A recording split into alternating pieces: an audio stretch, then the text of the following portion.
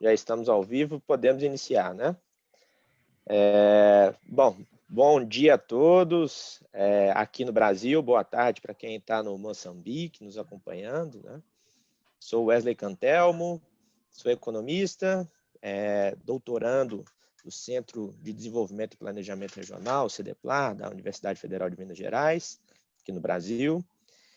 E hoje, aí, a convite da Academia de Pesquisa e Desenvolvimento Sustentável do Moçambique, a gente realiza aqui esse webinar, né, com esse tema para discutir o papel, né, essa provocação, né, do papel do economista diante da crise ambiental e social no Brasil. Também é uma oportunidade para a gente compartilhar aí, né, fazer um debate internacional aí, compartilhar ideias, né, entre os dois países e quem mais estiver nos assistindo, né? Hoje a gente vai fazer esse debate com a presença das minhas amigas aqui, companheiras também de doutorado no CDPLAR, né? De doutorado no CDPLAR. Aqui estamos hoje, aqui abaixo de mim, vocês estão vendo a Jordana Silva, que é doutoranda também do CDPLAR, trabalha aí com linhas de pesquisa em crescimento e desenvolvimento econômico e com uma questão muito nova, hein, a linha de pesquisa, né, da resiliência econômica. Aqui na diagonal, aqui vocês estão vendo a Luz Marina Almeida, que também é doutoranda no CDPLAR e tem trabalhado aí com linhas relacionadas à economia amazônica, ao desenvolvimento regional e urbano. E aqui ao meu lado, vocês estão vendo aqui a Bruna Stein, que é também doutoranda no CDPLAR, né, ambos, né, todos nós economistas, e a Bruna tem trabalhado aí com temas relacionados à economia verde, economia ecológica, e também é consultora das Nações Unidas, né, no projeto de valoração de serviços ambientais, serviços ecológicos. Então, a gente vai fazer esse debate aqui hoje, um pouco já respondendo à provocação, né, do tema aqui, do título do nosso webinar, né, de qual que é o papel do economista. Eu acho que a gente já está respondendo um pouco. O papel contemporâneo aí é a gente poder transmitir, né, compartilhar nossas pesquisas, os nossos trabalhos com o público em geral, né? Eu acho que assim é uma maneira que a gente contribui bem diante dessas crises, né? É um fato também que a gente vive crises, né? A crise ambiental é uma crise global. No Brasil, ela tem suas particularidades. A gente tem vivido aí um aumento intenso aí de degradação de áreas, agora mais recentemente, já de algum tempo, mas mais recentemente de uma maneira muito intensa, a questão das queimadas nos biomas, né? Amazônico, no Pantanal, no Cerrado, enfim, a gente tem um contexto de crise aí que a gente precisa enfrentar. E a crise econômica causada pela Covid, né, que também é global e que no Brasil também tem suas peculiaridades, né? Então, a gente vai vir com alguns temas, compartilhando aí as linhas de pesquisa das três colegas aqui, que são linhas que vão nessa direção, né, de entender um pouco mais essas crises, né, que a gente tem vivido. A Jordana discutindo a questão da resiliência econômica, a Luz trazendo aí um debate acerca da economia do açaí, né, dos circuitos espaciais e produtivos dessa economia, e a Bruna trazendo aí esse debate, né, da economia ecológica, economia verde, principalmente relacionado ao tema de cobrança do uso da água, né? Então, sem mais delongas, aí, eu já vou passar a palavra aqui para as colegas, começando pela Jordana, depois Luz Marina, e em seguida a Bruna Stein, e com 15 minutos para cada uma delas, né? Eu vou tentar fazer um controle aqui legal desse tempo. Vou enviar aqui no chat quando tiver faltando 5, depois mais um minutinho, depois informo como é o final do tempo. E depois, já convido a todos aí a participarem, né? Enviando perguntas, questões, reflexões, né? Para a gente ter um debate legal. Muito obrigado, bom dia a quem está no Brasil, boa tarde a quem está no Moçambique. Vamos lá, já vou passar a palavra para a Jordana. Bom dia, pessoal. Boa tarde a quem nos assiste em Moçambique. Gostaria de agradecer, né, o convite da Academia de Pesquisa e Desenvolvimento Sustentável pelo convite. É uma honra estar participando desse intercâmbio de conhecimento, juntamente com meus colegas de instituição lá do CDPLAR, a Luz, a Bruna e o Wesley. Então, hoje eu trago aqui para vocês a respeito de um tema com o qual eu trabalho desde a minha dissertação de mestrado, que é o tema de resiliência econômica. Vou compartilhar a tela aqui com vocês.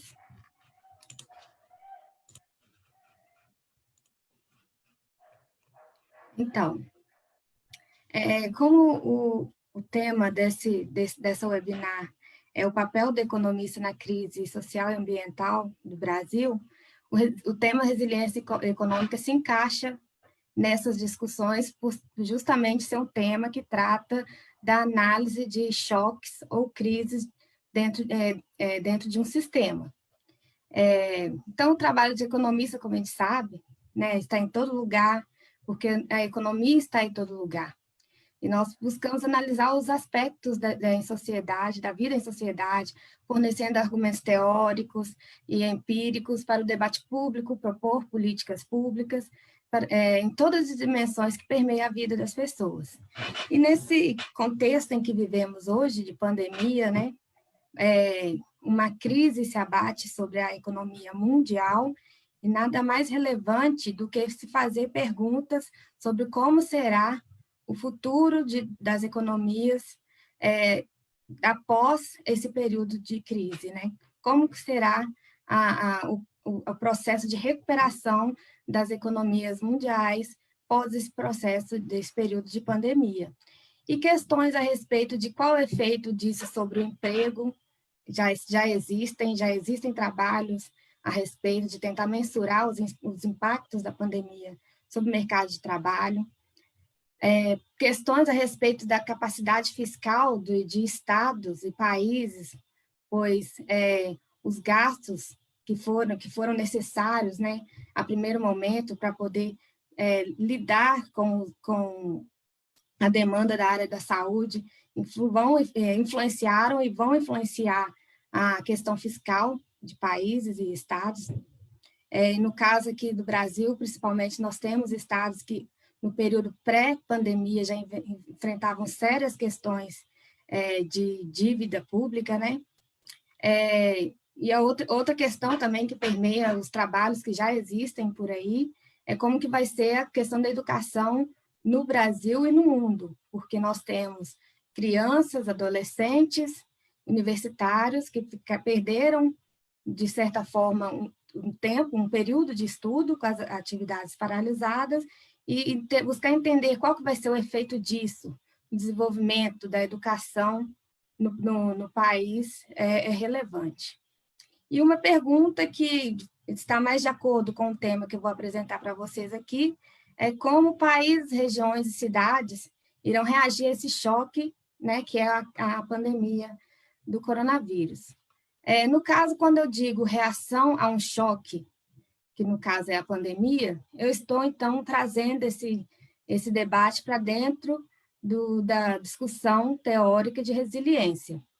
Resiliência pode ser definida, então, como a capacidade de resposta de um sistema a uma disrupção ou um choque. Esse tema ele está presente em várias áreas da ciência, como na biologia, na ecologia, está presente também na engenharia, psicologia. Alguns aqui de vocês já devem ter escutado essa palavra, com certeza, por esse sentido amplo que o tema tem, né? Esse tema representa uma alta interdisciplinaridade.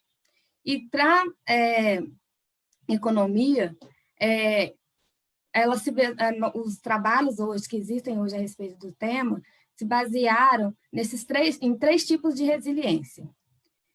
Primeiro, é a capacidade de resistência, que é muito utilizada na literatura de resiliência de engenharia. E o que seria? É a capacidade de um sistema de se recuperar de um choque.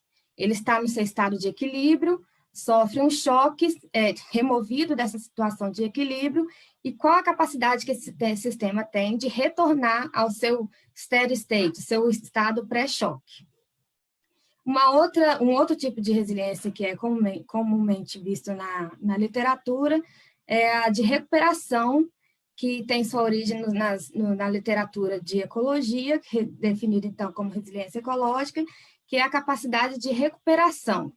Nesse caso, nós não temos um único ponto de equilíbrio do sistema, existem múltiplos equilíbrios.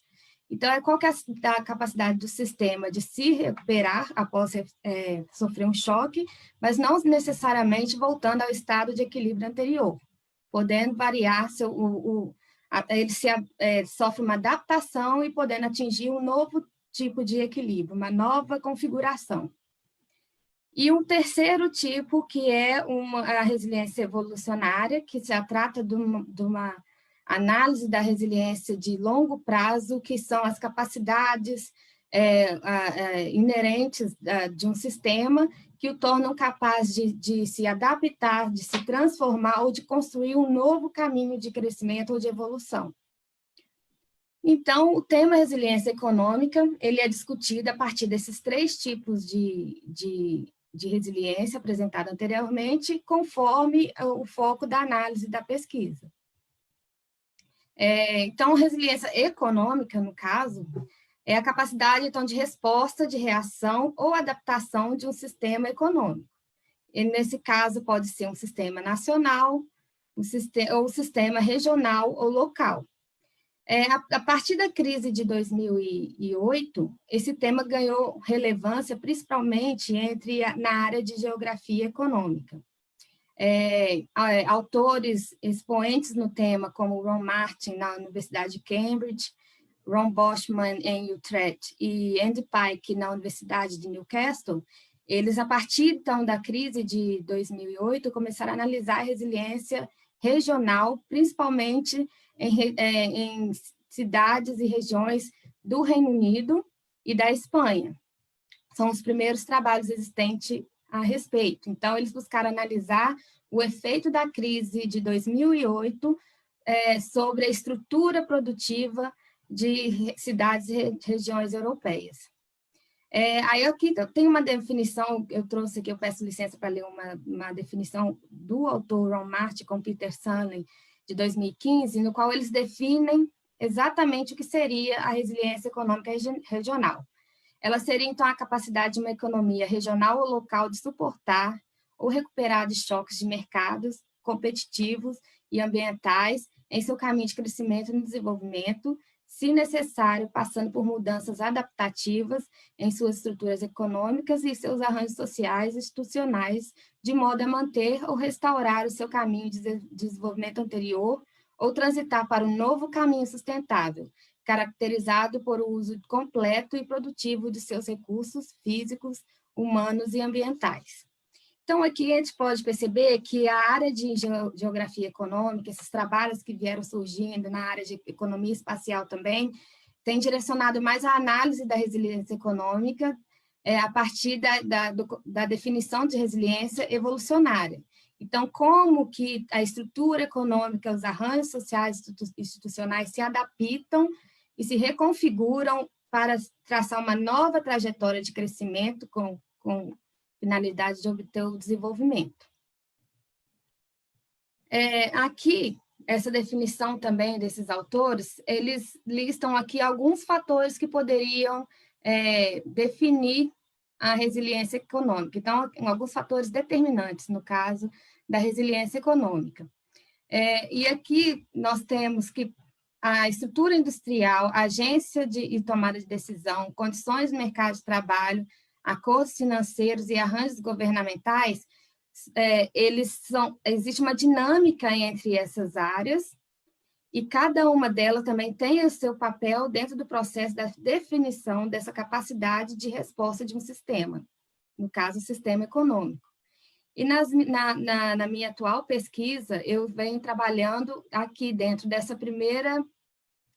desse quadro de estrutura industrial de um sistema econômico. Eu trabalho tentando analisar qual que é o papel da diversidade e especialização econômica nesse processo de construção de capacidade de resiliência. No caso, eu estou analisando a rede de insumo-produto mundial, usando a base de dados WIOD, e vendo qual é a capacidade de resiliência dessa rede e, posteriormente, eu vou fazer essa análise regional, no caso, para o Brasil, e ver o que a nossa condição de país exportador de produtos primários, como isso afeta a nossa capacidade de resiliência frente ao choque.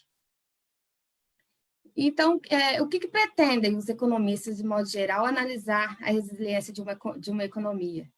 No caso, nós buscamos fornecer esse aporte teórico e empírico, né, sobre a resiliência, de forma a subsidiar as decisões dos agentes e até mesmo na construção dessas habilidades. Que existem situações, localidades, em que é preciso reconverter as suas habilidades na direção da proposição de políticas que propiciem uma resiliência econômica no longo prazo, e há localidades em que essas habilidades não existem. São locais, por exemplo, como eu estudei na minha dissertação de mestrado, que são altamente especializados em um único produto, como na pauta de exportação. No caso, eu estudei na minha dissertação o caso de Mariana, pós-rompimento barragem de Fundão. Então, no caso, o choque foi o rompimento da barragem em um setor que é a mineração, do qual o município é altamente dependente. Então, qual foi o efeito na resiliência econômica do município após passar por esse choque de rompimento da barragem de Fundão? E o que nós concluímos no trabalho é que essa dependência econômica do município ao setor de mineração gera entraves para o desenvolvimento de longo prazo. Então, o município passa a ter uma baixa resiliência econômica, principalmente pela sua dependência do setor de mineração. No caso também, entender as vulnerabilidades e entraves que impedem que a economia reaja de forma positiva a choques, de forma a permanecer na trajetória, né? Ou que consiga encontrar uma nova trajetória, no caso da resiliência evolucionária, em direção ao desenvolvimento sustentável. No caso do Brasil, ainda existem poucos trabalhos relativos ao tema, né, de resiliência econômica regional, e no que diz respeito à análise da resiliência numa abordagem macro e considerando as especificidades regionais, praticamente não existe publicação aqui no país. Na Europa, esse tema está mais consolidado, como eu disse, que os precursores desse tema, nos estudos desse tema, se originaram em países da Europa, como Inglaterra, e Holanda e Espanha.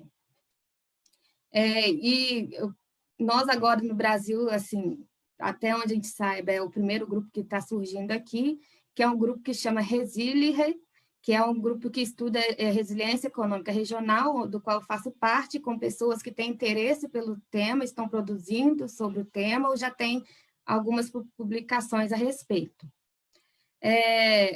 Então, assim, dada a importância, a relevância do tema, e como é um tema recente, né, novo na literatura, essa agenda se faz relevante para discutir a situação do Brasil, dadas as suas crises recentes, né?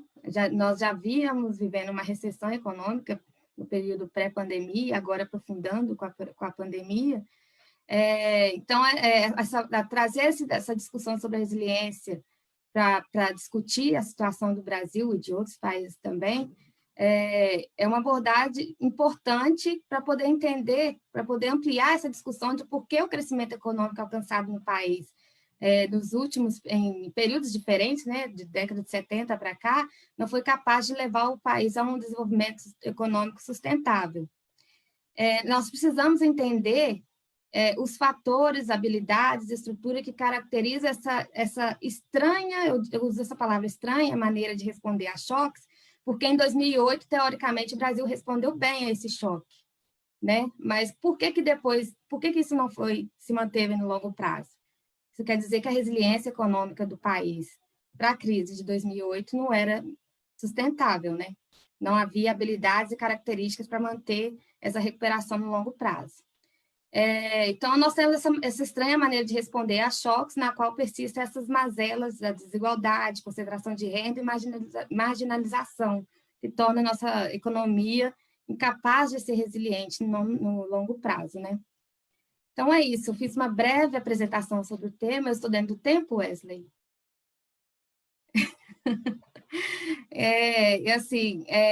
Eu vim trazer, que é um tema novo, relevante, acredito que para pesquisadores de Moçambique também pode ser relevante, porque eles têm algumas características econômicas parecidas com a nossa, como eu disse, é um tema importante, relevante, que pode ampliar o debate a respeito dessas nossas mazelas com relação ao crescimento e desenvolvimento econômico. Muito obrigada, gente. Legal. Obrigado, Jordana. Muito boa. Agora já vamos passar, então, de bate-pronto para a Luz Marina. Está com você a palavra, Luz.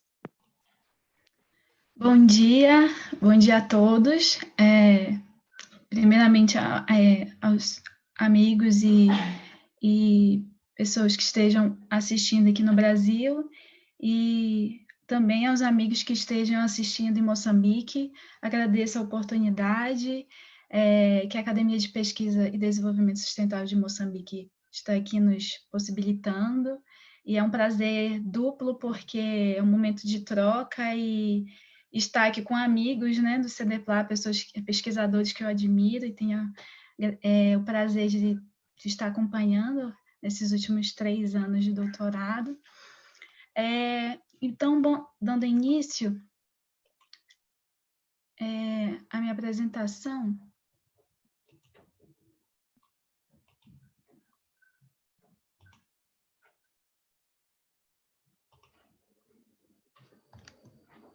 bom, gente, eu trabalho há cerca de 7 anos, né, com um debate de uma economia em que na Amazônia é extremamente importante para diversos tipos de agentes, né? Eu nasci na Amazônia e desde a minha graduação eu tenho trabalhado com o estudo aprofundado do que seria a economia do açaí, um fruto em que a gente consome de forma muito intensa na região amazônica, a gente consome a polpa dele, e ele, desde dos anos 2000, tem passado por um processo de industrialização e passou não só a ser consumido em termos regionais, locais, mas também nacionalmente e internacionalmente.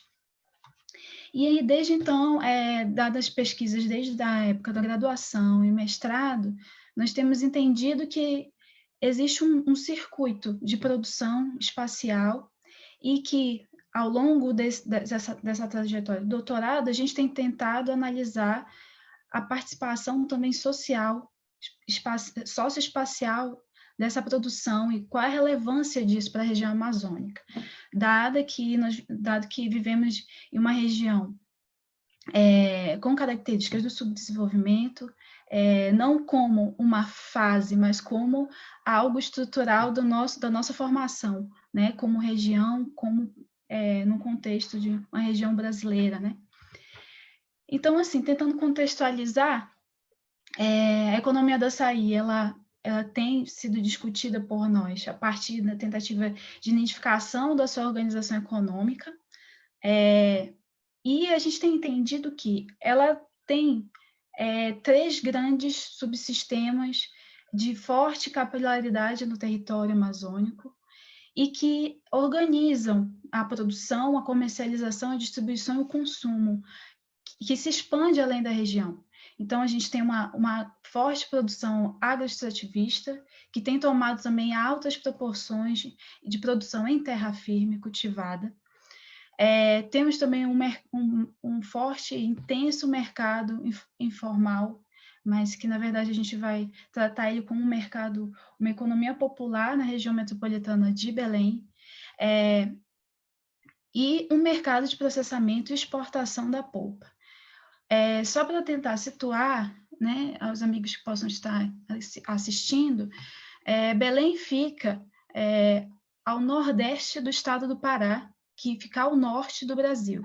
Então, como nós podemos ver no mapa, Belém fica bem perto da linha do Equador, mas não é cortado por ela, e tem uma forte e densa densidade florestal e uma peculiaridade muito grande na questão das várzeas. Então, a nossa produção do açaí ela é fortemente irradiada ao longo dos séculos pela produção do açaí em várzea, que são regiões banhadas por rios, né, onde muitos produtores e agentes moram ao redor desse rio, às margens desse rio, consomem o açaí e são chamados ribeirinhos, né? Consomem tem o açaí como forma, né, de consumo, mas também passou ao longo dessas 3 décadas a também comercializar de forma intensa, principalmente no mercado popular de Belém. E aí nós entendemos que, a partir do debate de um geógrafo que eu tenho apaixonadamente lido, que se chama Milton Santos, e também de um economista que tem nos presenteado com inúmeras obras sobre o campesinato na Amazônia, que chama Francisco de Assis Costa, que eu também tenho prazer de conhecer e ler e ter sido em alguns momentos orientada, junto com o professor Danilo Araújo, durante a graduação e o mestrado especificamente. Então, assim, sobre o norteamento teórico dessa análise desse objeto, que é a economia do açaí, nós tentamos identificar ao longo dessa pesquisa, que tem durado todos esses anos, como eu já falei, 2 circuitos que se complementam, que são interdependentes, né? E que a gente identifica um circuito que lida com um capital não moderno, que lida com uma produção intensa, com uma população que sustenta e sendo remunerada de forma muito baixa, mas que irradia dentro da região metropolitana de Belém, a capital, né, do Pará, um dos estados da Amazônia, de forma muito complementar. Então, são agentes que conectam a produção, conectam o mercado popular e, em muitos momentos, também subsidiam e suprem o mercado de exportação. Então, nós temos agentes como barqueiros, que fazem o transporte do açaí das ilhas, que cercam Belém, os atravessadores, que podem ser esses barqueiros, mas também são negociantes que vendem em portos e feiras ao redor da capital, Belém. Assim como também temos feirantes que trabalham dentro da capital, em outras feiras mais dentro da região metropolitana, restaurantes populares, e um outro agente que é de suma importância, que é o batedor artesanal. O batedor artesanal em Belém, ele é um agente que compra o açaí nas feiras e nos portos e bate em pequenos estabelecimentos espalhados em vários bairros de Belém, de forma artesanal, e assim, com essa renda eles conseguem suprir as necessidades da família boa parte do ano, apesar do açaí ter um período de safra que vai de agosto a dezembro, mas já existe algumas formas de produção tentando suprir a outra parte do ano, e é por isso que tem crescido a produção do açaí em terra firme também, não só na várzea, não só nos rios, né? E o outro circuito, nós entendemos que é um circuito ligado ao capital intensivo, à grande produção, a larga escala de processamento e exportação do açaí. Então, nós temos agentes que atuam no comércio moderno, no varejo, no atacado, nos supermercados, restaurantes de maior porte, sorveterias, alguns batedores que têm uma maior capacitação em termos de escala de produção, também algumas indústrias de polpa que fazem parte da região metropolitana de Belém, mas já identificamos que existem indústrias de processamento e exportação de polpa espalhadas no Brasil, e especialmente em São Paulo. E dentro dessa dinâmica, esses circuitos possuem relações de inúmeras naturezas. Dentro do circuito espacial, do circuito inferior, nós identificamos relações mais diretas uns com os outros, no circuito superior existe uma burocracia, existe formas mais burocráticas e não tão diretas como é no circuito inferior. Mas ambos são tão necessários para a realização dessa economia como qualquer outra. Aqui é só para ilustrar um pouco como funciona a coleta desse fruto dentro da Amazônia. Então, vocês podem ver rios que são cercados pelo açaí, por essa palmeira. A forma como eles coletam é uma forma que vai sendo repassada, são aprendizados e formas de aprendizados dessa cultura de colheita do açaí, que tem ancestralidades com nossas populações indígenas, com nossa população ribeirinha, que tem levado isso por décadas, essa forma de colheita, paneiros, né, cheios de açaí que atravessam rios até chegar em Belém, assim como outras cidades. Então, assim, só para a gente ter uma ideia do que representa isso, em termos de Brasil, né, em termos de região norte, a gente pode falar que a produção do açaí ela tem chegado a praticamente 99% da produção agrícola do fruto em termos nacionais. Né? A região norte ela supre quase que totalmente a produção do açaí em termos de Brasil. Né? E o estado do Pará, por sua vez, tem atingido um nível, especialmente na região metropolitana de Belém, atingido uma produção que alcança o segundo lugar em termos de toneladas de açaí. Isso considerando dados do IBGE entre 2015 e 2016. Bom, continuando. Então, o que seria esse mercado do açaí, considerando o circuito inferior da economia urbana em Belém? Então, como eu falei anteriormente, nós temos 4 fortes feiras de intensa produtividade e recebimento desse açaí. Então, elas recebem de inúmeros municípios do estado, e elas suprem não só a nossa cidade, né, mas também as cidades da região metropolitana e indústrias da região metropolitana, que atingem até 85 países no processo de exportação. Uma dessas empresas chama Petros, e já exportam há mais de 20 anos com certa intensidade.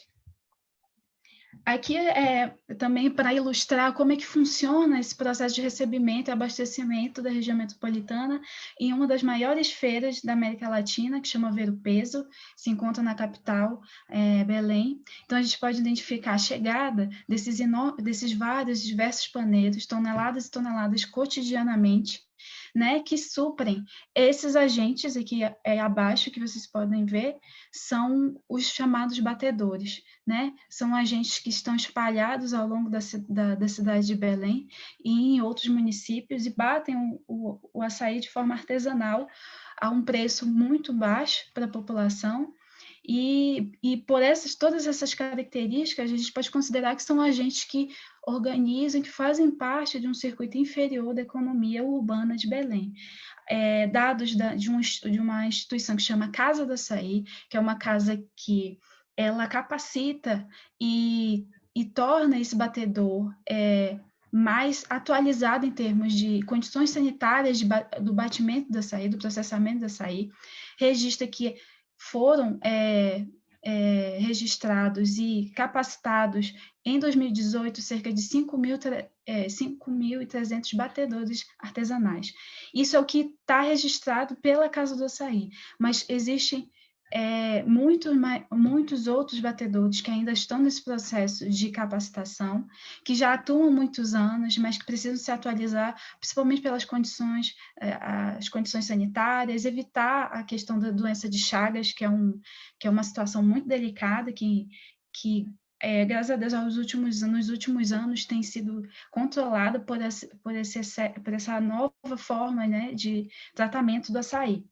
Então, também podemos agora trazer um pouco, na verdade, eu estou trazendo uma síntese do que seria cada um desses circuitos, e agora tratando um pouco do que seria esse circuito superior na região metropolitana de Belém, especificamente no Pará. A gente percebe que, especialmente a região metropolitana, que inclui Belém, Castanhal e até Benevides, nós percebemos que a produção em 2018 chegou, né, a praticamente 2 milhões, né, de toneladas. Então, a gente tem exportado um valor muito significativo em termos de região, e isso tem gerado altos retornos, não só para as indústrias, como também para a manutenção do circuito inferior.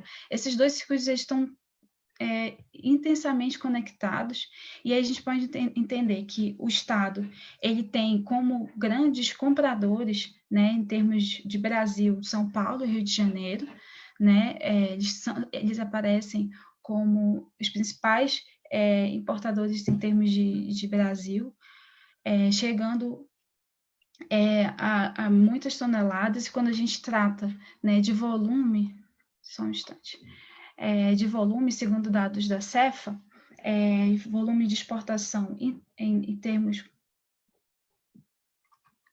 considerando a exportação em termos de Pará, alcançamos cerca de 54%, né, exportado aos Estados Unidos e 36% ao Japão até 2015.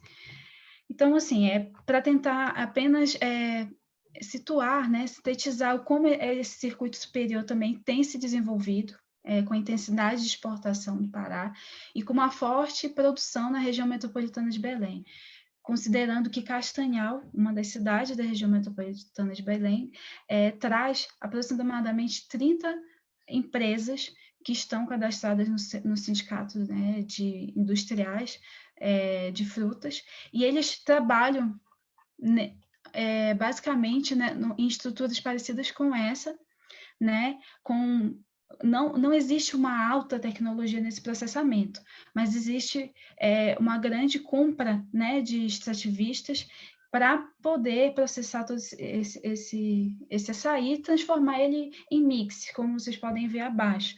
Então, já vem misturado com banana, com granola, que é uma forma de consumo que foi instaurada a partir dos anos 2000, se tornou uma forma mais peculiar e aceitável, porque o gosto do açaí é um gosto forte. Então, na região, ele é muito natural e é consumido muito in natura, mas fora da região, no resto do Brasil, ele já tem uma outra forma, uma outra roupagem e novos e outros sabores, assim. Alguns paraenses até falam que ele já perde o gosto em alguns casos, né? Então, assim, partindo um pouco para o final, uma das últimas análises que nós conseguimos chegar é justamente como se espacializa esses circuitos em interação e como eles materializam mercados que se demonstram e se organizam como um circuito espacial de produção, né, que estamos considerando como um circuito espacial de produção do açaí. Então, o que nós podemos entender nesse mapa é justamente Belém, nesses pequenos pontos vermelhos, a gente vê onde se encontra as principais feiras de Belém, que recebem o açaí de várias outras ilhas ao redor de Belém, e também o impulsionamento para o setor de indústria, que são esses pontos azuis mais afastados, que é onde se encontra a cidade de Castanhal, e onde estão localizados as maiores empresas exportadoras que estão, né, ao longo desses anos, alcançando largas proporções de comercialização. E, assim, chegando às perspectivas que nós temos avançado em termos de tese, né, de doutorado, nós continuamos numa perspectiva de entender esse sistema, esse subcircuito que envolve uma produção e agentes extremamente conectados em termos de circuito inferior, mas que envolve uma complexidade e envolve questões culturais muito enraizadas ao lugar, uma forma de consumo peculiar, mas que extrapolou o nosso espaço amazônico e alcançou novas formas de consumo, misturando com componentes, né, do consumo moderno e chegando a largas escalas. E nesse sentido, nós identificamos um circuito superior, um circuito inferior, que traz esses agentes, né, que organizam a economia do açaí, e esses dois circuitos, eles materializam um mercado popular e um mercado privado que suprem, né, diferentes agentes, seja da indústria, seja produtores, a própria população da região metropolitana. Então, a gente considera o consumo urbano como um dos carros-chefes, né, para a sustentação desse circuito espacial produtivo, e o movimento da tese tem sido justamente de tentar entender as relações sociais, a natureza dessas relações sociais por trás desse circuito espacial de produção, e entender, além do espaço e das peculiaridades desse espaço de produção, as formas e as relações, as formas de integração econômica entre esses agentes. E aí, o momento agora é de conexão com esses autores que eu estou, por último, agora mostrando, que tem me iluminado muito no sentido de entender essa urbanização e essa produção tão peculiar na Amazônia, que envolve produtos, né, tipicamente de lá, e frutos que sustentam inúmeras famílias. E uma das pessoas que tem, um dos pesquisadores que tem iluminado muito nesse sentido com a discussão da urbanização extensiva, é o Roberto Luiz Montemor, que eu tenho o prazer também de ter como orientador ele, e a professora Cibele Diniz. Também um outro autor que tem iluminado muito no sentido da compreensão dessa economia urbana, a partir de uma compreensão de uma economia popular, de uma economia privada, de uma economia no sentido plural, né? Não estritamente ligada e estritamente influenciada apenas por moldes capitalistas, mas também plural no sentido de estar enraizada a construções antecedentes e pré-existentes de reprodução da vida. Um outro ator que tem iluminado nesse sentido a minha tese é o sociólogo Karl Polanyi, que justamente ilumina no sentido de formas de integração econômica, né, que a gente identifica como a reciprocidade, a domesticidade, a redistribuição, a troca, que são formas que estão intensamente presentes nesse circuito espacial de produção do açaí, né, que tem sido fonte de sustento de altos rendimentos para o nosso estado, e que ainda não foi totalmente pensado em todas as suas vertentes. Ele é tão complexo e tão diverso, né, que ele tem inúmeros braços para ser explorados em termos de pesquisa, não deixando de considerar a peculiaridade do lugar, a especificidade do lugar, que é a Amazônia. E é isso, pessoal. Espero que vocês tenham entendido. Fico à disposição para possíveis dúvidas e trocas e conversas. E muito obrigada novamente pela oportunidade. Bom, é isso aí, Luz. Obrigado pela apresentação. Puxando a orelha dela um pouquinho, que ela... Nossa, passei muito, Wesley. Nossa, muito desculpa, mas gente. O tema merece também. Ai, obrigada. Não que os outros também não mereçam, né? Sim, por isso que sim. uma puxadinha de orelha aí do tema. Obrigada. Agora, já passando então de imediato para a Bruna, a palavra está com você, Bruna.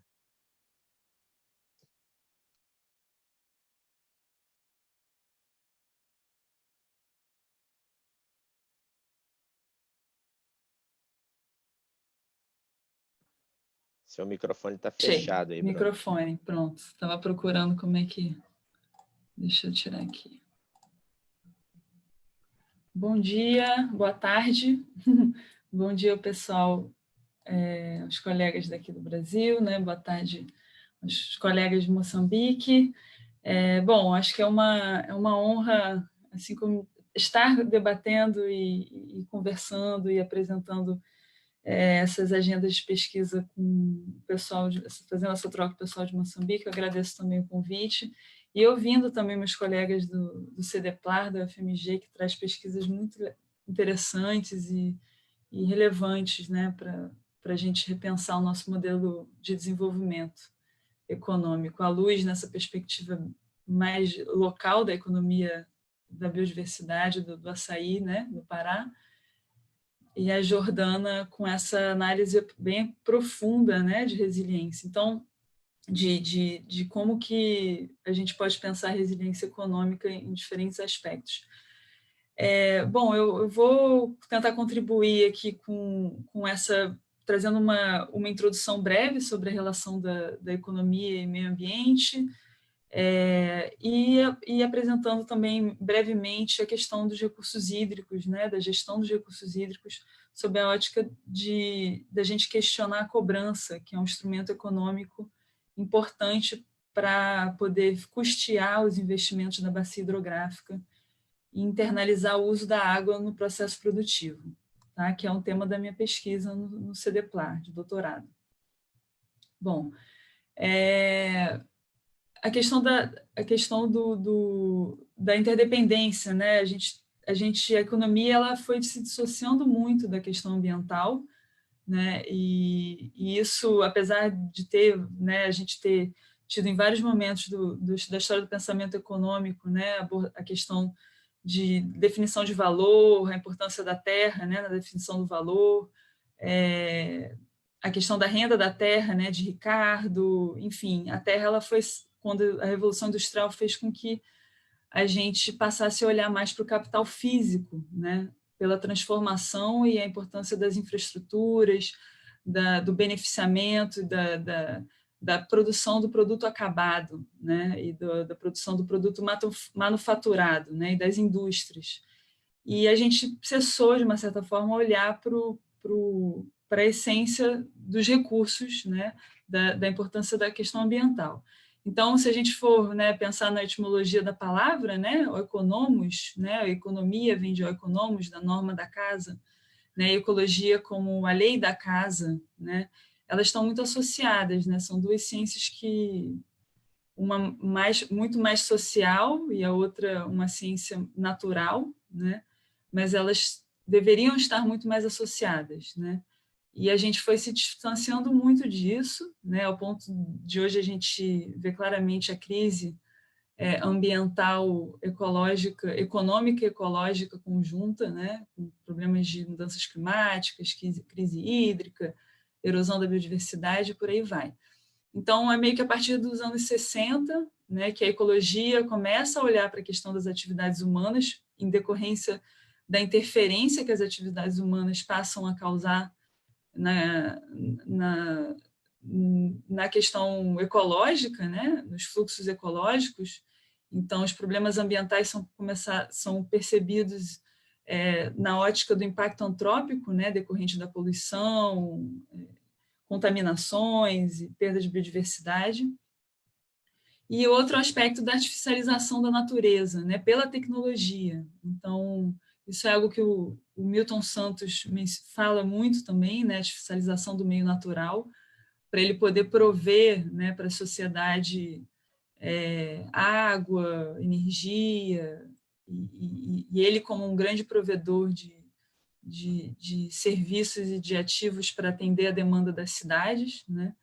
E a economia, por sua vez, também passa a observar questões importantes ambientais em função de como que ela também é afetada, né? Ela começa a ser afetada, os agentes econômicos passam a ser afetados pelo desequilíbrio que a gente vem causando. Então, seja em função da questão da depressão dos recursos e da poluição, né, que afeta diretamente o bem-estar, né, qualidade do ar, contaminação da água.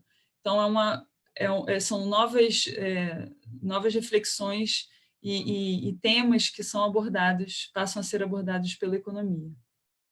Né?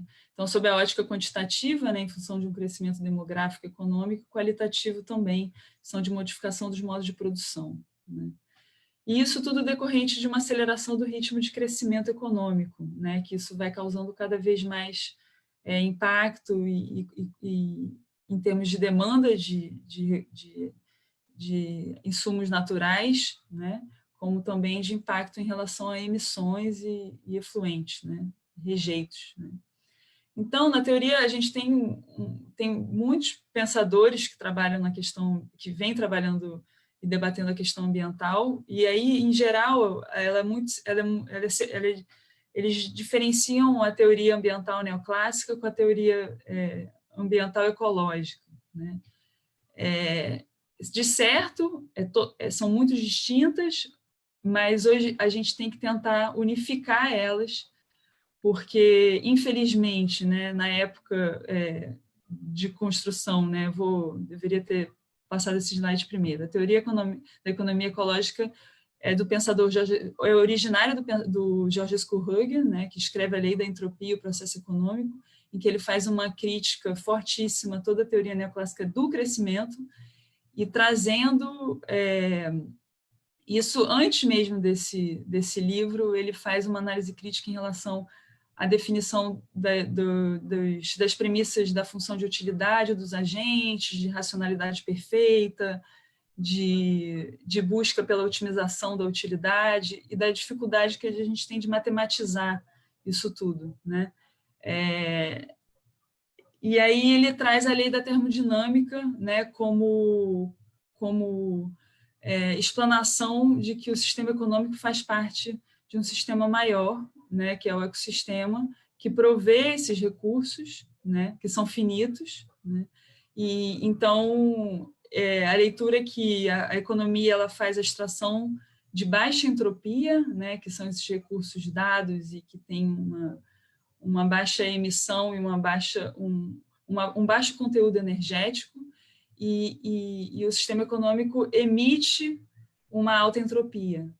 E a alta entropia está associada aos rejeitos e a todo o material de capital físico que a gente produz através do processo de transformação, né? Então, esse é um olhar totalmente de ruptura, né, em relação ao que a economia clássica vinha trazendo, com Adam Smith, e até antes, né, em relação aos fisiocratas também, e que deveria se ter paralisado, de uma certa forma, para questionar mesmo a questão da nossa teoria voltada para o modelo econômico de acumulação de capital físico, né, que é o embasamento de grande parte dos modelos de macroeconomia, né, de crescimento do capital físico. E, por sua vez, a teoria ambiental neoclássica vem trazendo outras leituras que podem ser complementares e que visam questionar também o modelo neoclássico, né? Mas que incorpora a questão ambiental de uma forma mais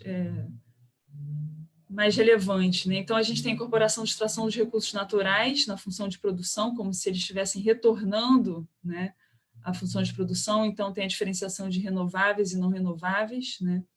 E aí você tem alguns pensadores como a famosa regra de Hotelling, né, que traz a economia dos recursos exauríveis, a tragédia dos bens comuns, né? Tem a crítica à questão da ausência de direito de propriedade, que seria a justificativa para a dificuldade de gestão dos bens comuns, né, como água, ar, enfim, recursos naturais como um todo, né, minério, petróleo, que isso sim provoca uma superexploração de recursos. Você tem uma outra análise também da Elinor Ostrom, que traz a importância de arranjos institucionais coletivos para a gestão dos recursos naturais, trazendo a identificação de que os agentes que vivem, que fazem uso dos recursos, eles teriam a capacidade de compreender os limites, né, sociais e ecológicos do uso dos recursos. E você tem uma outra linha que é a gestão das externalidades. Então, a extração dos recursos naturais fala do uso dos recursos pelos agentes econômicos e pelo sistema produtivo, né? E a ótica das externalidades são tanto em termos negativos em decorrência da poluição, né, os rejeitos gerados pelas atividades econômicas, que devem ser internalizados e que devem ser controlados, porque eles afetam a sociedade e como um todo, né? E aí, para isso, a gente tem a taxa pigouviana, que é a internalização do custo social, e as externalidades positivas da conservação, que também vem sendo debatido, né, para a gente poder entender a importância das áreas naturais e dos recursos naturais como um todo que geram as externalidades positivas. Então, essa é mais ou menos um arcabouço bem amplo e geral que eu fiz, tentei. Então, a gente não pode só falar de teoria ambiental neoclássica, porque a gente ainda está, de uma certa forma, abordando o crescimento econômico como sempre crescente, né? A gente tem que entender melhor os limites, né, das nossas emissões, que é o que traz a economia ecológica, né? Por isso a importância da gente abordar muito a questão física do uso dos recursos, né, biofísica.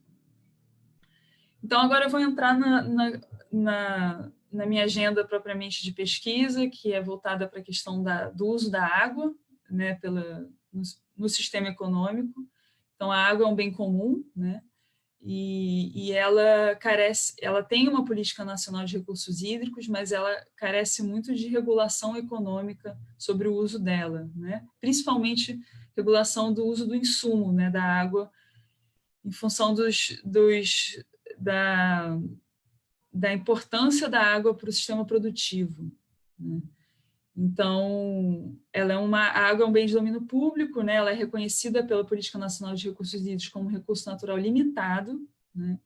E utilizado como insumo produtivo e matéria-prima, né?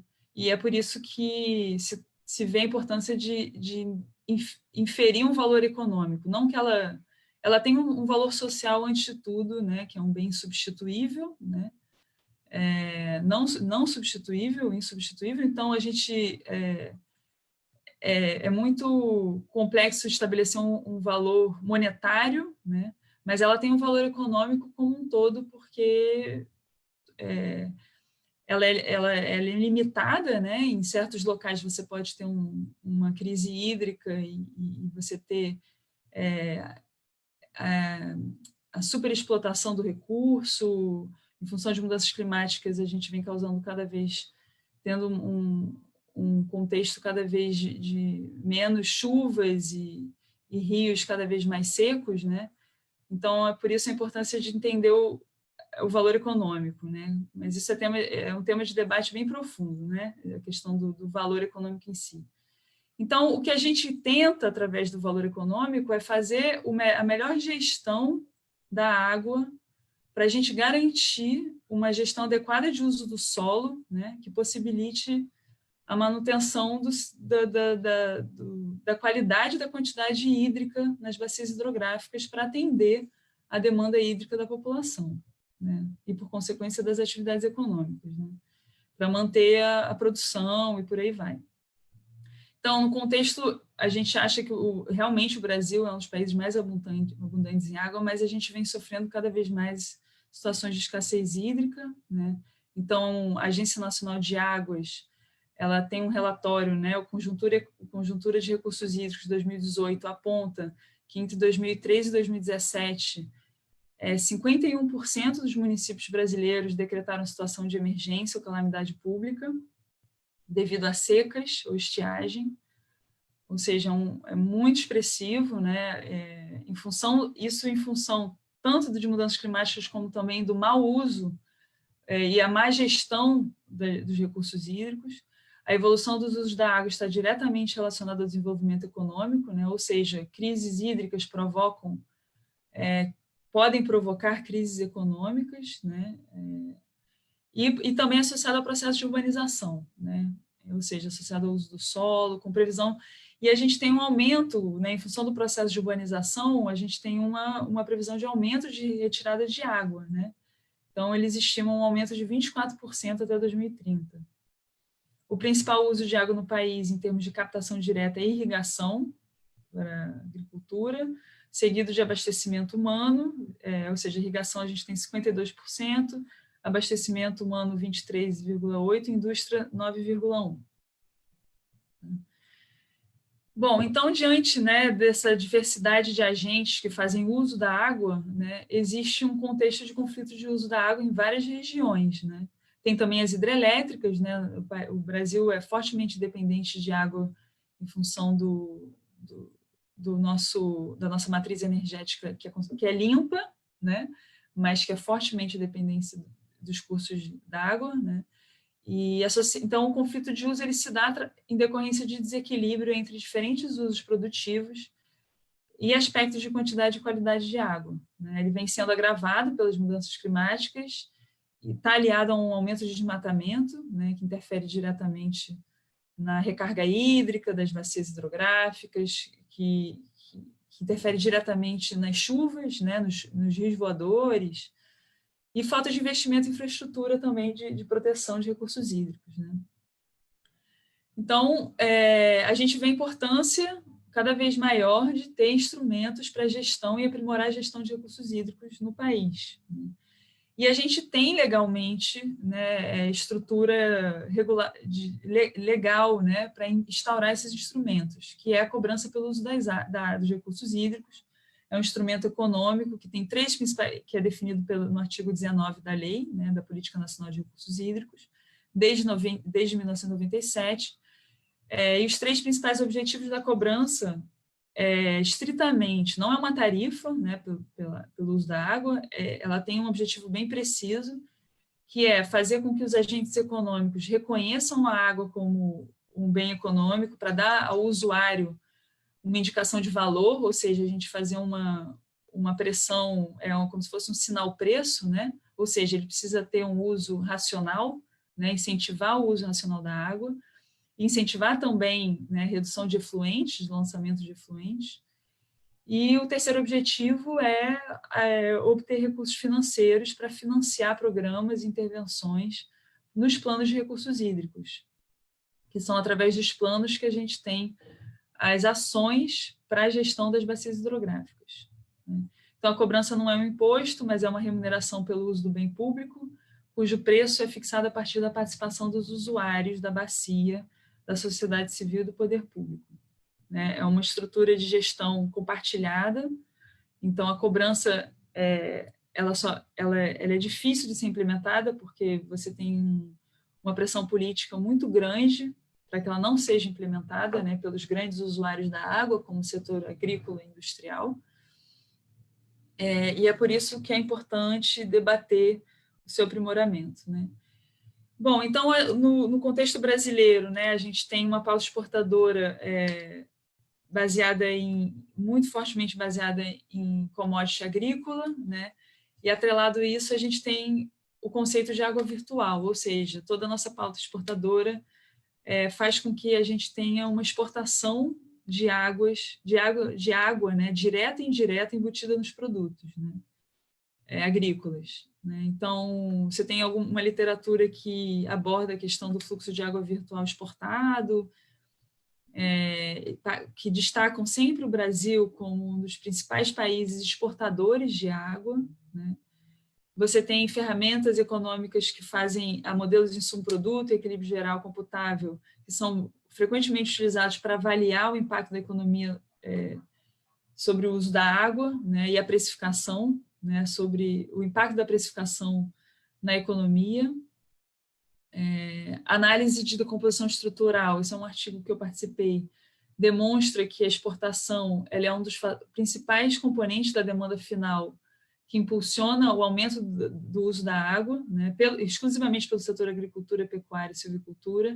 É um estudo que eu desenvolvi junto com o pessoal da UFRJ, aqui do Rio, no caso, né, entre 2013 e 2015, e a gente, a partir de uma matriz insumo-produto híbrida, né, trazendo ao uso da água, indica que, nesse período, o maior fator de demanda é decorrente da agricultura, da exportação da agricultura, né? E a gente tem outros, né, como ferramenta para analisar, né, a relação de uso da água na economia, a gente tem modelos de equilíbrio geral computável que vem avaliando o efeito da variação da precificação, né, sobre a produção setorial. Então, basicamente, o meu tema de pesquisa é esse, em função da importância da gente entender como que o aprimoramento da cobrança pode interferir, né, em termos de uso da água e de impacto econômico.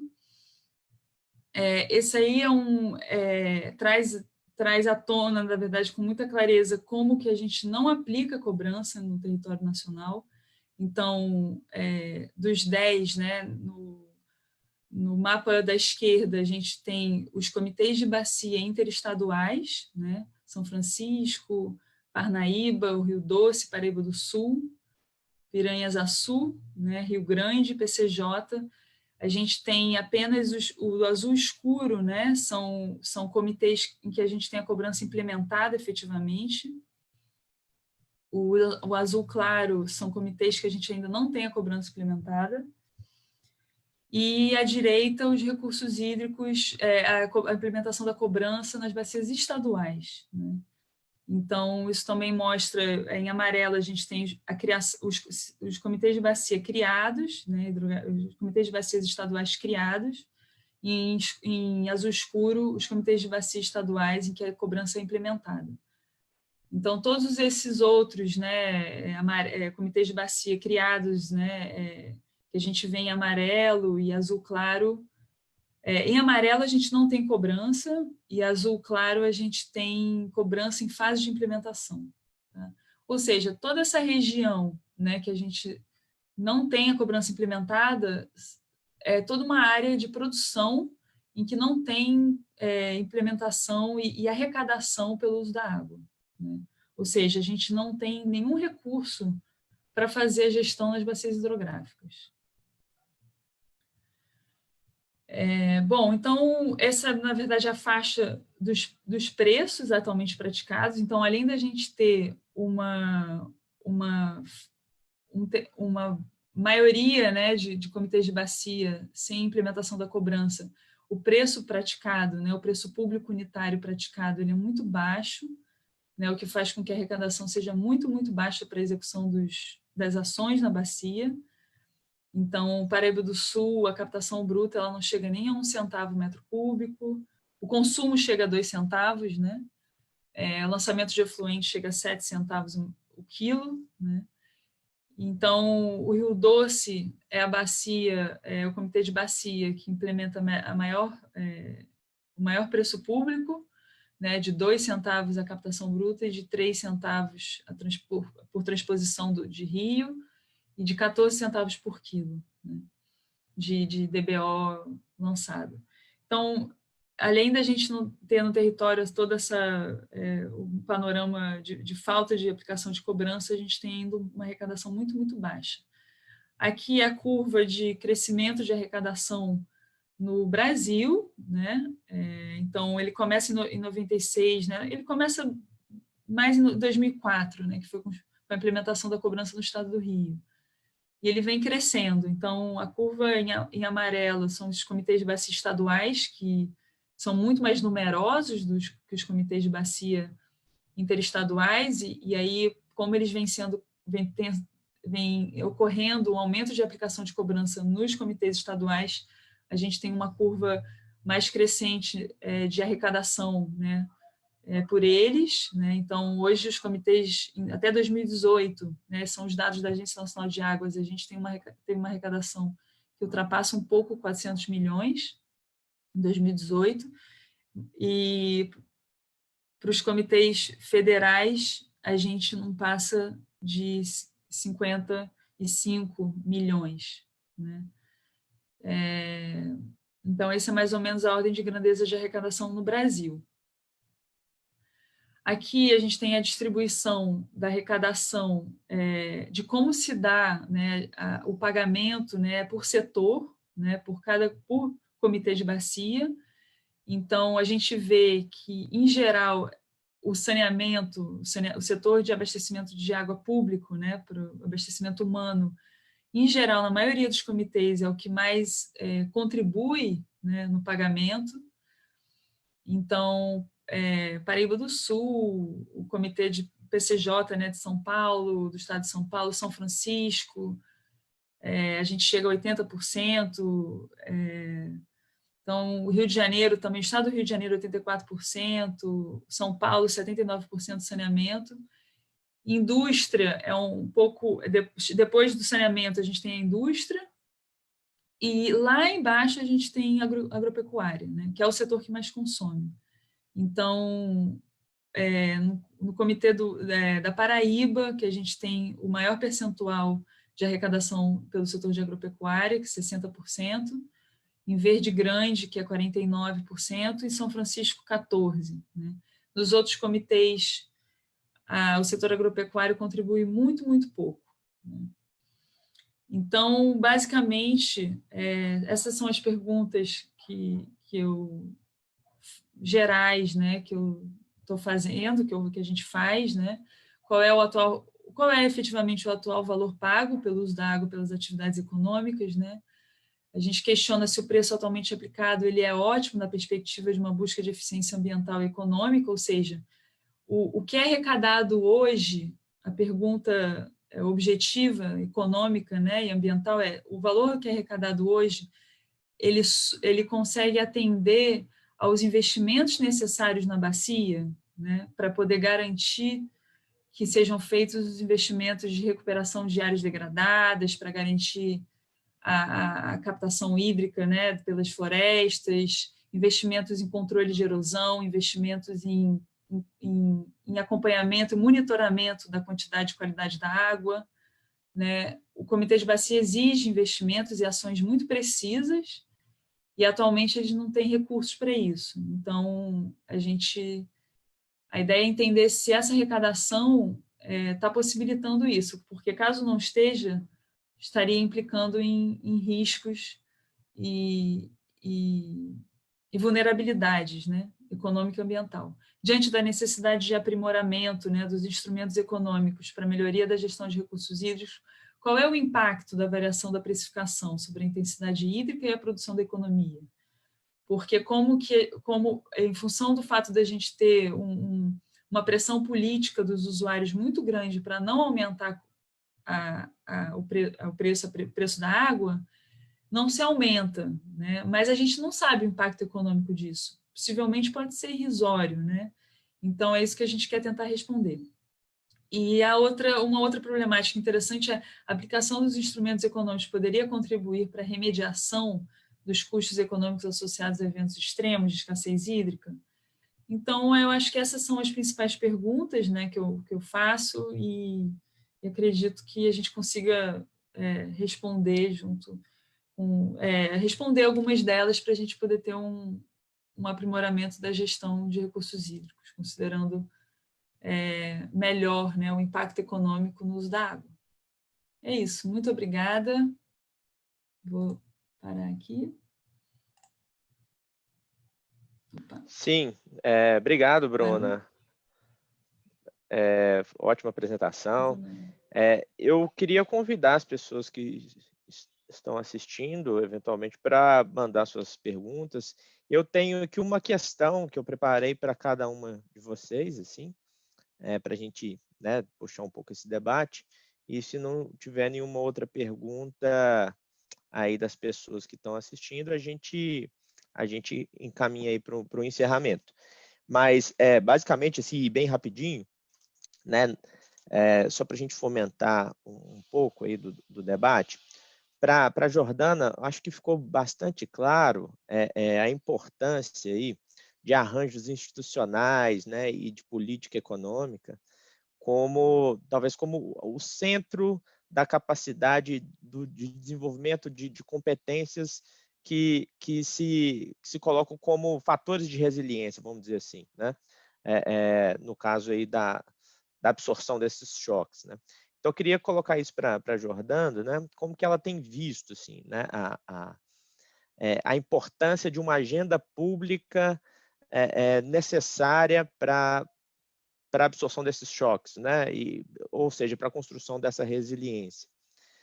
Para Luz, assim, eu tenho até um pouco mais de afinidade, né? Porque eu também tenho estudado bastante. Um tema meu de pesquisa são economias não capitalistas, que coincide muito com esse tema trazido para ela dos circuitos inferiores da economia, né, que está lá no Milton Santos. e algo que tem sido muito caro também nesse meio, que a gente tem debatido bastante, e ela inclusive trouxe, né, o autor, que é o professor Chiquito, né, Francisco de Assis Costa, é essa questão da eficiência reprodutiva, né? Então, queria trazer isso para você, Luz, assim. Como que você tem visto essa questão da eficiência reprodutiva desse circuito inferior, né, dessa economia do açaí, e o qual ela consegue promover sua própria reprodução, independentemente até dessas conexões com o mercado capitalista, né, propriamente dito. E com relação à Bruna, também é um tema muito interessante e bastante urgente, né? Eu trago assim primeiro uma provocaçãozinha, né? Um pouco em defesa aí vamos dizer, da economia ecológica, né? Uma provocação no sentido que um dos princípios da economia, né, da economia ambiental, da economia verde de base neoclássica, justamente foi colocada ali a questão da ausência do direito de propriedade. O que a gente pode colocar um contraponto nesse sentido, por exemplo, a gente fazendo uma análise mais ampla de conservação de recursos naturais, que muitas vezes em áreas de uso comum, em áreas onde você não tem o direito de propriedade e uma prática, né, de propriedade privada, por exemplo, como em áreas indígenas, a gente tem muitas vezes um índice maior de conservação. Mas isso é uma provocaçãozinha. E essa questão da cobrança do uso da água é muito interessante. Eu queria saber se vocês têm também trabalhado um pouco na medida da eficácia, mesmo nas áreas que têm uma cobrança já instituída, e aí até com experiências internacionais também, uma eficácia no controle do uso predatório, né? Porque muitas vezes me parece mais que o problema está também muito arraigado no princípio, né, que é predatório da atividade econômica, né? Naquela atividade econômica que tem como princípio ser degradante, ser predatória, né? Ter uso predatório. Então, eu queria saber assim, como que vocês têm visto essa questão também da eficácia, né? A cobrança do uso e como que isso tem contribuído para a diminuição do uso predatório do recurso, né? Bom, é isso. Acho que tá dentro do tema de todo mundo aí. Eu acho que vocês não vão ter qualquer coisa. Se for bobagem também, vocês podem falar ao vivo aí. Pô, Wesley, isso não tem nada a ver. Vamos lá. Jordana.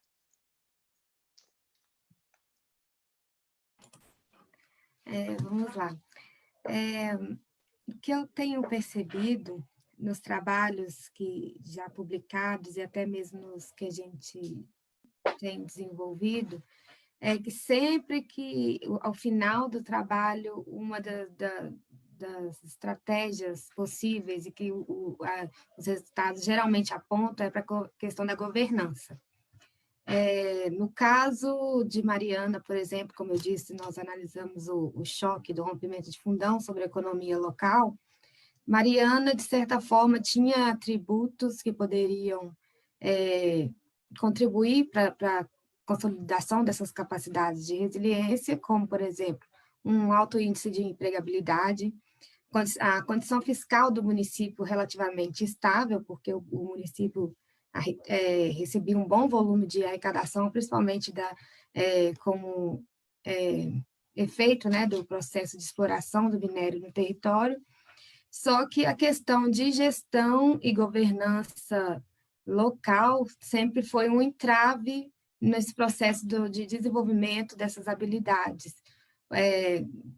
no sentido de direcionar, por exemplo, esses tributos no desenvolvimento da educação, de saúde, de infraestrutura, porque Mariana, por exemplo, tem no seu território 2 grandes empresas do setor, mas a infraestrutura ao redor, no entorno dessas empresas e dentro do município, de certa forma, são precárias. Até mesmo o acesso de interligação do município com a capital, que de certa forma não é tão longe, Mariana BH dá 1h30 de carro, mas o acesso entre Mariana e Belo Horizonte é um pouco complicado.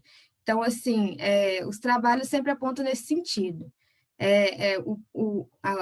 A governança tem um papel fundamental na disseminação, no entendimento de que é preciso, sim, pôr em prática mudanças que consolidem essas habilidades, né? Eu acho que é isso. Não sei se eu respondi bem a sua pergunta, mas assim, pesquisas que caminham nesse sentido de analisar também, focar o papel da governança como um atributo também da resiliência é uma agenda relevante.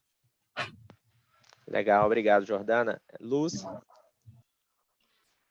Bom, Wesley, tentando tocar nesse ponto, né, quanto à eficiência reprodutiva, né, de reprodução desses tipos de economia, né, que são vivenciadas na Amazônia, e isso não inclui só açaí, inclui a castanha do Pará, inclui frutos como o cupuaçu, como o bacuri e tudo, mas assim, tentando conectar até com o debate do professor Francisco de Assis Costa, ele tem trazido uma grande contribuição no entendimento de como essas economias camponesas, né, e economias patronais de produção, elas atingem determinados níveis de produção com menor custo.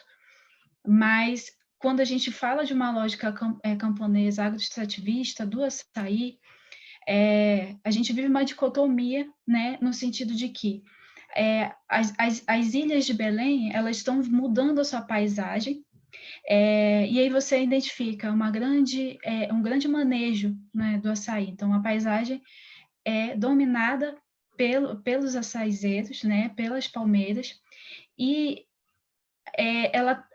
o outro lado disso é que existem pesquisadores, né, como pesquisadores da Embrapa, que têm trabalhado a genética do açaí e tentado modificar essa genética para que o açaí se torne mais resistente, menos dependente de água, porque é um fruto que consome muita água, então é por isso que o lugar dele é a várzea, é o rio.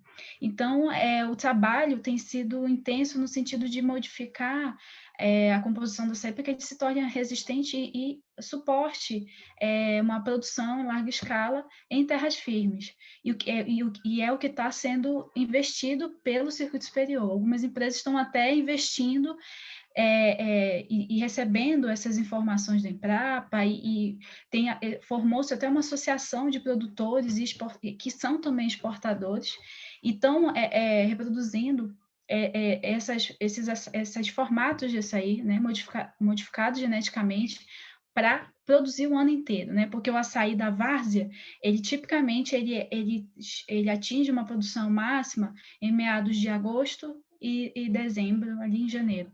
A outra parte do ano, a gente entra entre safra, que tanto a indústria quanto o mercado popular urbano de Belém ficam com uma venda muito abaixo, a gente fica sem uma produção suficiente para comercialização, o preço do açaí sobe demais.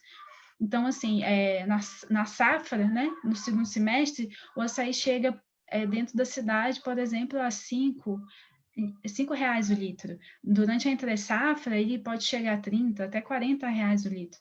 Então, isso modifica, essa sazonalidade do açaí é um dos grandes entraves para a sua reprodução, né, até para o atingimento dessa larga escala, que também tem seus agravantes, porque ela modifica a natureza, modifica a paisagem em que esses ribeirinhos, por exemplo, atuam, e assim como outras regiões, né, que acabam, por exemplo, esses pesquisadores estão fazendo algumas combinações do açaí com a produção de cacau, açaí com a pimenta, então existem muitas estratégias, né, tanto de pesquisadores como de industriais, e tratando especificamente do circuito inferior que você perguntou, sobre essa capacidade de autonomia, de lidar, né, dentro de um contexto que não necessariamente depende inteiramente desse capital intensivo, desses níveis de exportação que às vezes precisam ser, né, que são buscados pelo superior. Belém tem uma trajetória histórica, cultural com o consumo do açaí que está fortemente ligado à nossa periferia. Então, nós recebemos imigrantes, principalmente a partir da década de 70, E essa cultura do consumo do açaí, da polpa do açaí com peixe, com a farinha de mandioca, isso foi se disseminando e está muito ainda fortemente arraigado à nossa cultura, ao consumo diário. Então, o ribeirinho e as pessoas que vivem em bairros que são à margem do rio, em Belém, consomem constantemente. Uma das últimas pesquisas que o professor Francisco Assis Costa publicou traz justamente que 60% do consumo do açaí em detrimento, de participação da região metropolitana de Belém. E seria a faixa de 30% para nível nacional e uns 10% a 15% internacional. Então, assim, a minha iniciativa é, nesses próximos passos, ver se isso se modificou ou não, porque isso são dados lá de 2012. Então, o consumo do circuito inferior tem se sustentado, independente dessa entre-safra. Então, a gente recebe, por exemplo, um período de entre-safra, uma produção que vem do Amapá, né, que a gente chama, que é entre Amapá e Pará. E a gente encontra lá, por exemplo, o ABC do açaí, né, que são 3 municípios que têm uma forte também intensidade de produção. Então, assim, existem válvulas de escape, né, em que o produtor, por mais que ele às vezes não consiga produzir na ilha, no período de entre-safra, ele recebe de outras e outras ilhas e às vezes até de outros estados colados a gente. Então, o circuito inferior, eu digo que assim, ele tem uma dominância absurda em termos de economia popular, é extremamente necessário da gente continuar visibilizar ele, porque ele ainda é muito invisível em termos de dados e análises, né? Então, espero não ter me estendido muito, acho que é mais ou menos por aí, Wesley. Legal, Luz. Obrigado, viu? Bruna, com você. Então, você fez uma boa provocação, porque está aí a justificativa de que o problema não é direito de propriedade, né? Então, a gente tem as terras indígenas, antes do país ser colonizado, os índios faziam uso dos recursos em abundância, né? Sem interesse de acumulação, e sempre viveram com graus de conservação como a mata nativa sempre foi, né? E aí a gente chega num processo de civilização ocidental que extrai o pau-brasil, que começa a fazer uso dos recursos, que consegue ver no uso do pau-brasil a retirada da tinta, depois a borracha, né? E aí depois a retirada da mata para poder plantar cana-de-açúcar e café. Então, eu não concordo com a teoria de Coase, né, que o problema é o direito de propriedade. Na minha, né, nesse sentido, em vários outros, a economia ecológica ela traz um embasamento muito mais direto ao que gera o problema, que é a acumulação do capital físico, né? Está na função objetivo da maximização do lucro a expansão do capital físico que causa a depressão dos recursos, né? Que causa a extração incessante, né? A extração infinita do recurso. Então, o fundamento da economia ecológica, ela traz a resposta da justificativa, não é direito de propriedade. Eu diria assim, não é instrumento econômico, mas a gente vive num sistema de regulação de mercado dos recursos. Hoje, a natureza ela é vista como recursos, ela não é vista como natureza, né? Como ecologia, ela não é vista. Então, não tem... eu fico num dilema de pensamento, porque eu concordo que a economia ecológica traz as respostas do que deveria ser, mas o sistema econômico como ele se dá, organizado do jeito que ele está em termos de instituição e governança, que é o que você estava falando com a Jordana, e você questionou ela, está na instituição e na governança, e elas que têm instrumentos de gestão. Então, não é nunca privatizar a água é um bem público, é um bem comum, Não é na privatização que vai ter, vai estar na regulação, né? Vai estar em algum tipo de regulação. Se é no modelo da Ostrom ou se é no... Não pode ser numa regulação privada, tem que ser uma regulação pública, né? Se é no modelo de participativo, né, de poucos agentes, ou é só no modelo público governamental, a gente tem que ver qual é a maneira mais eficiente e lógica em termos de compreensão dos agentes, né? Mas eu acho que o exemplo do que ainda a gente tem de gestão de natureza indígena é o melhor exemplo para comprovar que é possível você fazer uso dos recursos de forma que é a economia do açaí, né? Que é a economia extrativa do açaí, inferior principalmente, com muitos riscos, por isso, aí acho que dá para fazer o link, por isso os muitos grandes riscos de plantação do açaí, porque você passa a perder mata nativa, a exigir água, a irrigação, você passa a demandar insumos naturais que na extração você não precisa. Você tem um equilíbrio mantido, entendeu? Você tem a safra que define o equilíbrio.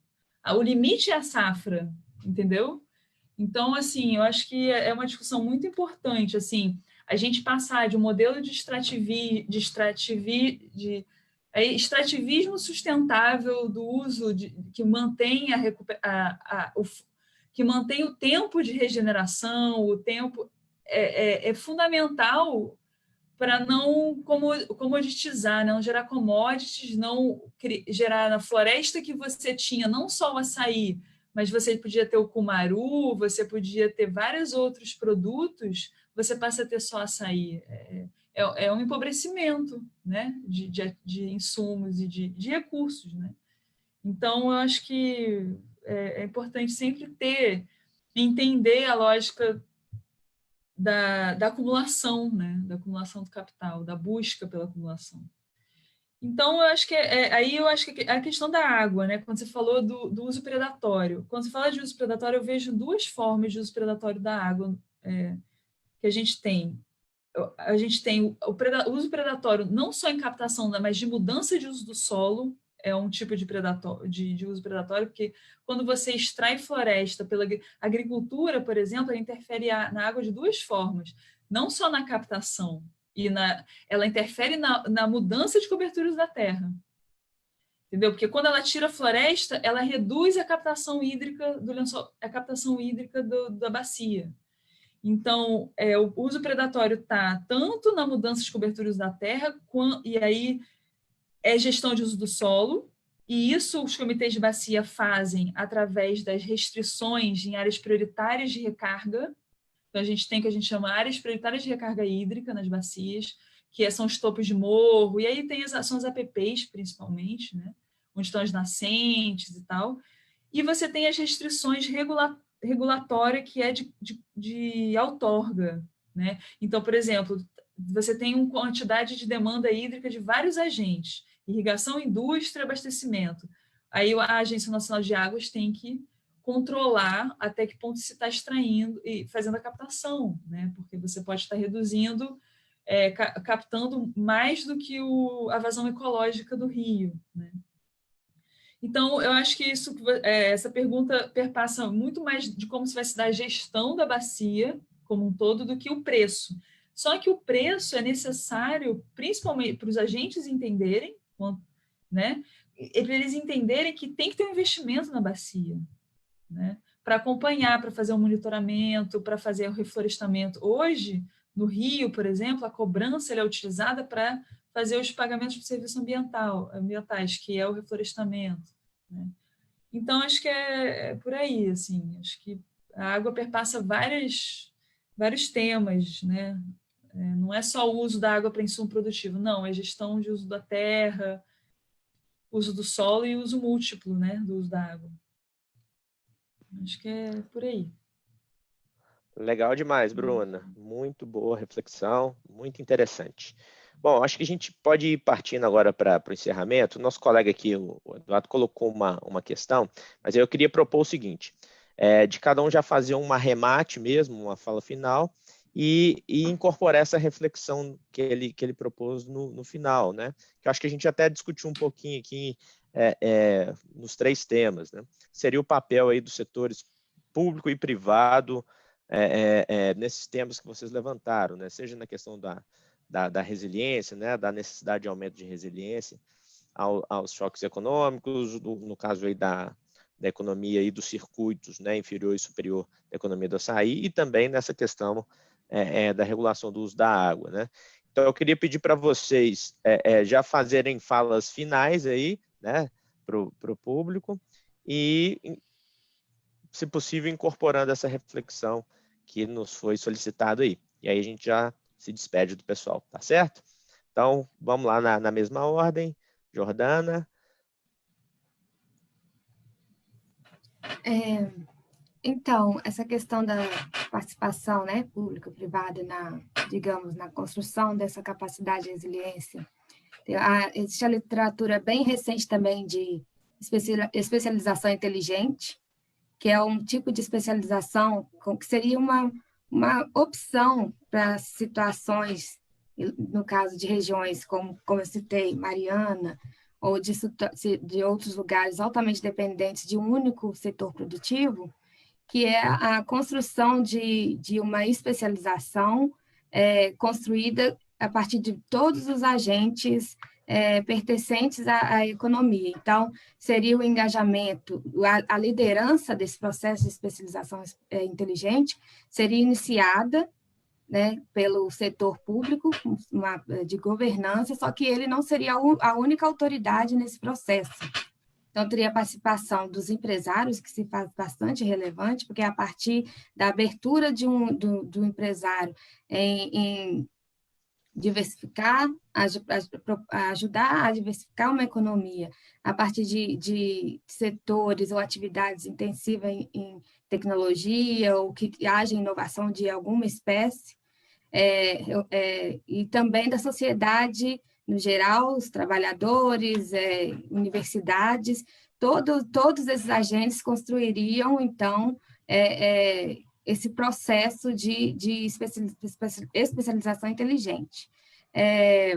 Na Europa, isso começou a ser implementada pela Comissão Europeia, em determinadas regiões da Europa. O processo ainda não foi concluído, então, assim, ainda não é possível dizer se o resultado dessa especialização inteligente de fato gera um desenvolvimento sustentável, mas os primeiros estudos a respeito indicam que sim. Então, assim, especializar em setores que ajudem a direcionar a economia para um desenvolvimento sustentável. Essa seria uma opção, além de apenas só diversificar a economia de uma maneira vertical, né? Então, assim, as propostas que estão surgindo agora são nesse sentido, de ter uma gestão integrada entre setor público e privado, não sendo uma coisa de cima para baixo, só a política pública é gerada e é implementada para os setores, para os trabalhadores, etc. É construir de forma conjunta essas políticas. Então, assim, eu espero que o que eu trouxe aqui para vocês tenha sido interessante. Eu acho esse tema de resiliência, apesar de ser, como eu disse, bem recente, então tem muita coisa que caminhar no sentido das produções acadêmicas, estudos e análises a respeito, e como eu disse, também é um tema bastante amplo, então, assim, tem que ser de pegar cada um daqueles fatores e ir discutindo e ver a relação entre eles, a dinâmica entre aqueles fatores e como eles evoluem, para poder contribuir, né, para essa literatura que propõe, como acho que é o que nós todos aqui queremos, que é esse desenvolvimento sustentável, né, a longo prazo. Então, é isso, agradeço pelo convite mais uma vez, e muito obrigada, Wesley, pela moderação aqui da nossa mesa. Cumprimento minhas colegas, Bruna e a Luz. Muito obrigada, gente. Tá certo. Obrigado, viu, Jordana? Já passo a palavra, então, para a Luz, novamente. Pensando, né, refletindo sobre essa questão do setor privado e a participação também do Estado dentro dessa discussão, né, que nós estamos propondo, O setor privado é justamente a representação desse circuito superior, né, desenvolvido em empresas, a participação de supermercados, do grande capital, da grande escala de produção, do processamento do açaí, que tem tentado, né, avançar e buscar alternativas. Só que essas alternativas, como bem a Bruna falou, ela tem impactos diretos na nossa vegetação, na tipologia da nossa floresta. E o consumo, né, de recursos, né, como ela muito bem falou, da água, né, e de tecnologias, né, que o Embrapa tem desenvolvido para tentar avançar nisso. E nosso papel é entender o quanto esse setor privado ele pode avançar no sentido de não tornar o açaí, né, como a Bruna bem tocou também, uma commodity, né, que com pouco valor agregado, que pouco gera retorno para a nossa população de forma direta, não promovendo um desenvolvimento endógeno. Então, é um desenvolvimento que traga retorno para a terra que forneceu esse insumo, que forneceu esse produto, esse fruto, que está muito ligado à nossa cultura, à nossa forma de viver, né, do ribeirinho, né, do agente e do trabalhador amazônico. Então, assim, o setor privado tem essa participação, né, que eu também já comentei na própria apresentação. Em termos de Estado, o que a gente tem estudado, né, o que acontece identificando o circuito inferior e superior, é que o Estado está muito mais presente e subsidiando e favorecendo o circuito superior, né, que é o setor privado, incentivando de formas fiscais, isenções, né, e esse Estado acaba faltando em muitos momentos, né, e negligenciando em alguns momentos esses agentes da economia popular, que são a maioria, né, que vivem, que sustentam famílias, né, a região metropolitana inteira de Belém, assim como em outros municípios do Pará, mas que ao longo desses anos, né, o que nós temos percebido, existem algumas ações pontuais. Por exemplo, a ação, né, da Secretaria de Saneamento e Controle Ambiental, no Pará, tem alguns anos promovido um curso de capacitação, como eu falei, e esse encargo, né, dessa capacitação de batedores, por exemplo, do açaí dentro da região metropolitana de Belém, também tem atualmente sido promovido pela Casa do Açaí, que eu também comentei, que é um estabelecimento que cadastra esses batedores, né, esses batedores informais, e também capacita para que eles possam tratar e manipular o açaí com as necessidades e exigências, né, de condições sanitárias suficientes para que seja livre de micro-organismos que possam trazer qualquer forma de doença para a gente, e isso inclui também o combate a qualquer micro-organismo e resquícios, né, que envolvam a doença de Chagas.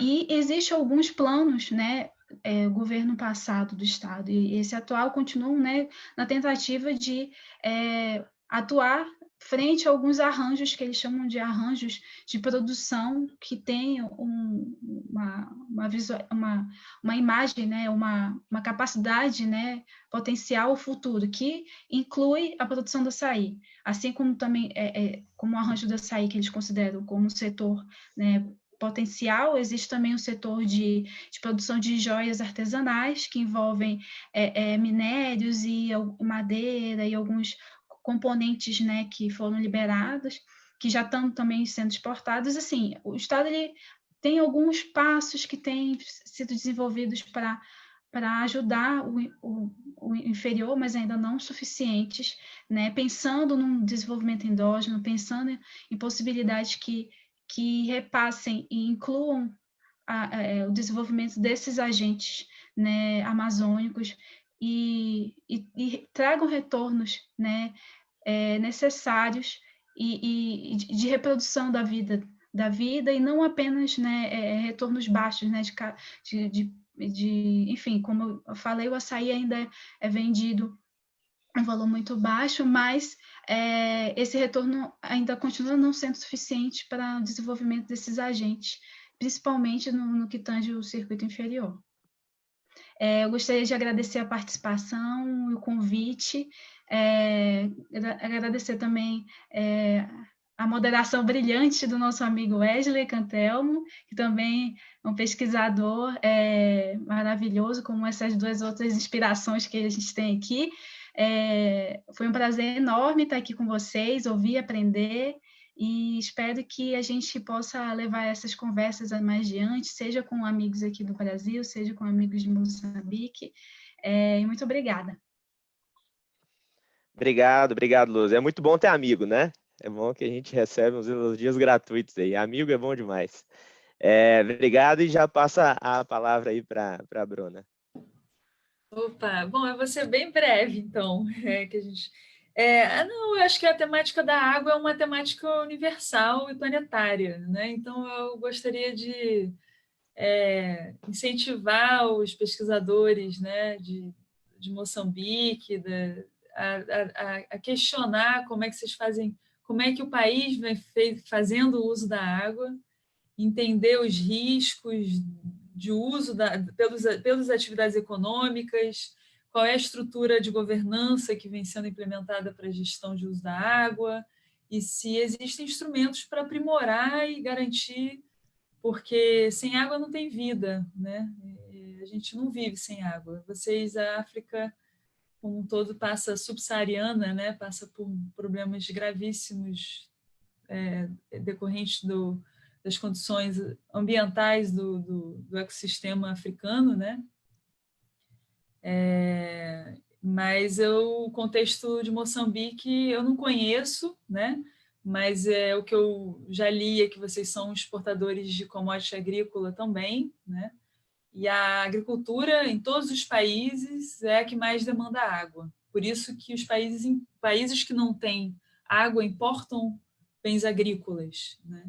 Então, sendo um produtor produtor de commodity agrícola, exportador, vocês devem ter água e então façam uso do recurso da melhor forma e gestão do uso, né, da água. Acho que essas são as sugestões né, e estamos disponíveis, né, para conversar, para trocar, para pesquisas e, né, o CDPLAR acho que, né, é uma parceria, né, com a Academia de Pesquisa e Desenvolvimento Sustentável, para a gente poder, para os pesquisadores compartilharem experiências e pensamentos. Muito obrigada. Obrigada ao Eduardo que fez o convite, a Lu, Jordana e ao queridíssimo Wesley, que traz perguntas que eu adoro, que rende longos debates. E é isso, muito prazer estar aqui ouvindo vocês e compartilhando. Um beijo grande aí, bom fim de semana também.